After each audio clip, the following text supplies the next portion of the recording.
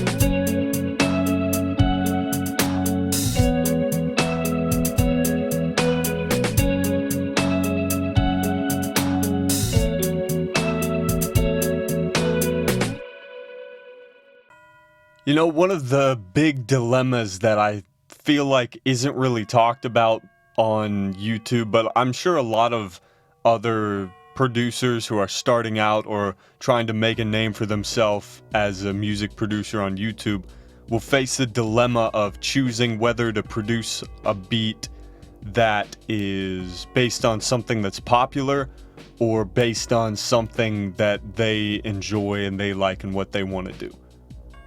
So in that vein, I decided to today go with what I wanted to do. I chose to make some beats in the style of the Smiths, who I'd say the Smiths is probably my favorite band. And that really just meant picking some 80s guitar samples, limiting the amount of channels so it sounds like it's actually played by instruments, focusing on using different sections of the same instrument instead of just layering the loops, as well as doing some drum fills, which is definitely something I want to get better at and do more of, because I do really like drum fills. But I was kind of inspired to do this. I mean, you know, like I said, the Smiths is my favorite band, and I'm a huge fan of their music. I'm a huge fan of Morrissey. I don't really care what you think. But I saw this, I was checking out, what is it called? Like SEO, to see what are the most popular artists for type beats. And I was looking through the top ones, you know, Pop Smoke, Juice WRLD, Lil Baby. And I listened to these artists like debut, but that was about it, because it's not my style of music, you know. And that's not to say I don't like trap music. I mean, I absolutely love, Travis Scott's Rodeo is one of my favorite albums of all time, and Future, Young Thug, huge fan. But I don't know, these artists just never really stuck with me. I really like Dior by Pop Smoke. I really liked Lucid Dreams by Juice WRLD.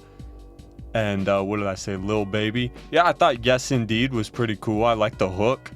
But these artists just never really stuck with me. And, you know, on the other hand, I remember the first time I listened to the title track on The Queen Is Dead by the Smiths, and I was just blown away by that percussion. I mean, I tried my best. I gave it my best shot to make something similar on the second beat here, and I came nowhere close. And honestly, it's so hard to do tom rolls like that, just playing it on the channel rack or on the piano roll on FL Studio. I mean, that's the kind of thing that you really can only do with an acoustic kit. And so there definitely are limitations to FL Studio. But again, I think it's good to not sound like everyone else, you know, because these artists or the beats in this style that are popular now are not going to be popular forever, and they're only popular because of these artists, right? People aren't going to, I can use my own videos as a perfect example. People aren't clicking, or at least if you're unfamiliar with my channel, you're not clicking on the video because you want to hear a beat that sounds like something that I've made. You're clicking on the video because of the artist in the thumbnail or the artist that I'm making it in the style of, if that makes any sense. And I feel that when you're trying to base your own sound and your own style on one that already exists, you've already set yourself up to fail, because that sound is already solidified in its quality, you know, like as good as you can be, and even better than the people who created that sound and really pioneered it, it's still not your own, and it's still not anything new. And that's what I really want to create, is something new, something of my own. I want to allow all of my musical influences to cultivate a sound that is entirely unique, you know? And that would be wonderful if it became as popular as, you know, Pop Smoke and Juice WRLD and these Lil Baby type beats are. But honestly, that doesn't really matter. What matters is creating something new and creating something that can be sustainable to any level, not just shooting for the very top. You know, whether it's pop punk or trap or drill or this 80s resurgence that's been going on these past couple of years. I know this was technically an 80s video. My last video was on Michael Jackson. I know. But still, these things, they're cyclical, and they're here for a reason. People like them for a reason. There's a reason why they're popular, but they're also not going to be popular forever. You know, 5-6 years ago, 80s style contemporary pop music was not what was being played on the radio. It's not what people were streaming. Those weren't the top records. They just weren't. And, you know, 5-6 years from now, it's going to be different. Now, you know, give it another 20 to 40 years, the 80s synth pop style will probably make another huge resurgence, just because it is so catchy and it is so versatile. But I don't really know where I was going with this. I just kind of started talking. But if you take away anything from this rant, it is to don't allow your sound to be defined by sounds that already exist. It's one thing to want to do something because you want it to be popular, because, you know, maybe you're chasing fame or you're chasing money. That's one thing. That is one thing, and those are two very valid reasons to dedicate yourself to something. You know, fame and fortune are two very highly sought after things, and if that's what you want, then go for it, and the best of luck to you, you know? But on the other hand, the music that you could have inside your mind could be exponentially better than what's inside of someone else's mind. And you don't know that until you create it, right? And I know there is no really objective good or bad, especially when it comes to music. But honestly, you never really know it until you try. And getting caught into a cycle of just making the same things over and over and over, trying to sound like someone else, is dooming yourself to fail, honestly, because as well as you can do it, and like I said, if you can do it better, then that's amazing, but it's not the same, if that makes any sense. You know, I'll use an example. You know, if someone's trying to make a beat that sounds like Pop Smoke's Dior, it's never gonna be Pop Smoke's Dior, you know, because that beat already exists, that song already exists. It's been made, it's been produced and written and recorded, mixed, mastered, released, all of it. And that's one way that I like to create my music, is I listen to a song and then I think about, okay, what are the instruments used? How does the beat feel? What are the drums like? And then I try to recreate that by picking samples, because I'm always going to end up with a different sound, a different song, a different vibe, but it's built from the same foundation as something else that I really enjoy. So as far as advice from someone with 23 subscribers, I'm going to end out this rant. I promise it wasn't just to fill time. I know the actual beats were pretty short today, but trends are going to come and go, but quality will stand the test of time. And, you know, one hot record today will mean absolutely nothing if the style it's made in becomes obsolete tomorrow. You know, no one's listening to Crunk. No one's listening to Nickelback. Make the kind of music that you feel.